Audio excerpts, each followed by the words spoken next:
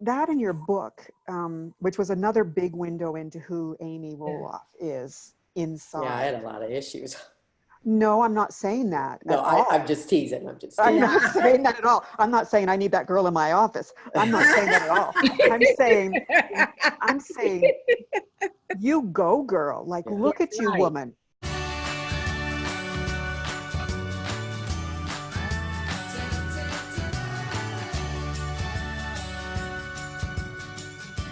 What's Amy, going to happen? Amy, I think of a story.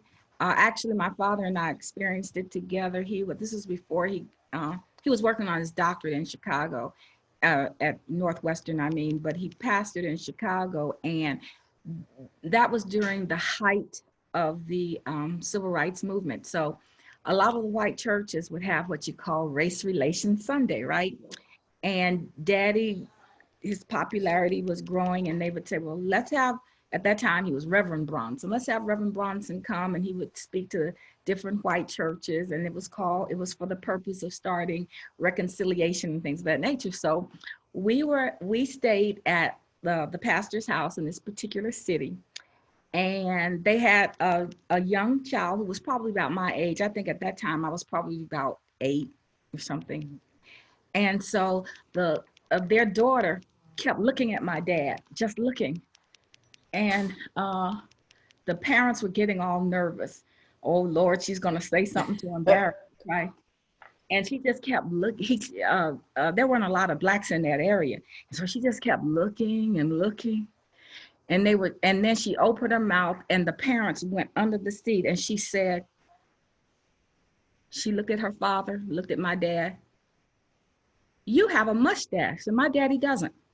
Oh, wow. Yeah. Mhm. Yeah. They were thinking that they were gonna say Yeah. about the race. Yeah. The child, the Bible says what? Oh, yeah. Come as little children.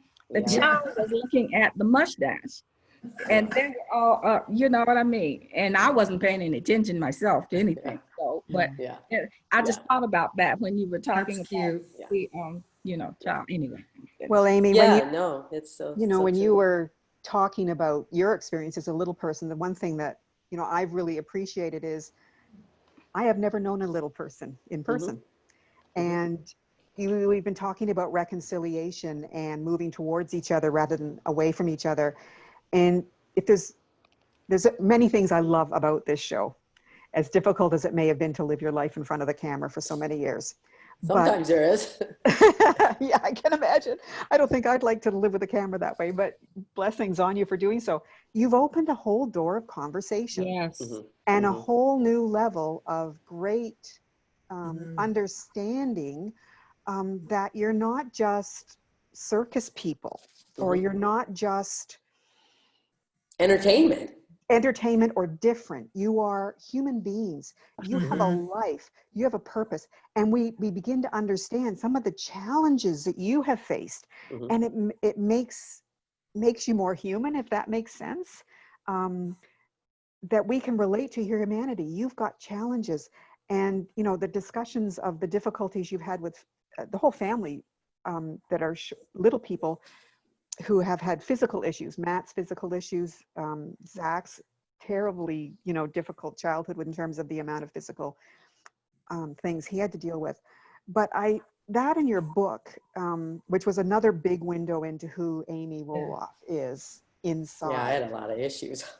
No, I'm not saying that No, at all. I'm just teasing. I'm not saying that at all. I'm not saying I need that girl in my office. I'm not saying that at all. I'm saying, you go, girl. Like, look at you, woman. You are an amazing. Number one, your parents were awesome. I love the things that they taught you, and how they raised you with that image and that, that drive. And so I just love that it does bring us closer together. Like you'll still get people that look at you in public, I'm sure, but it's bringing us closer together. It's bringing us understanding. It's bringing humanity to your situation. And so I'm always encouraging. Sometimes I think when you are different, or you come from a different cultural race, unfortunately, I think there's an element where some of the burden does fall on me, meaning if you want a door to be open, I may have to create it because the other people aren't going to know how and why and, you know, how to do that. And I think for the show, you know, I look at it, it's the layer of the onion. Here's their perception of little people. And through the show, they saw us as very different. How can it be relatable? There was a disattachment, you know, to us. But then as, you know, we peeled away at the layers of the onion, it's like, they didn't see us as little people. They saw us as parents, just like them. We're raising our kids just like them. Their kids are off doing us just like them. And now they feel a little bit more comfortable. Then social media, but anyway, now they can find it so much more relatable, but it took exposing ourselves and having taken advantage of this opportunity that was very new in the entertainment world, reality TV, and just closing that gap a little bit, because I do not have the expectation that racism will never go away. I mean, it's been here since day one, but it doesn't have to be here. It can be, or discrimination or whatever. It can be less and less the closer we get together and the closer we have these communications and conversations and try and be a part of other people's lives and worlds. Yeah.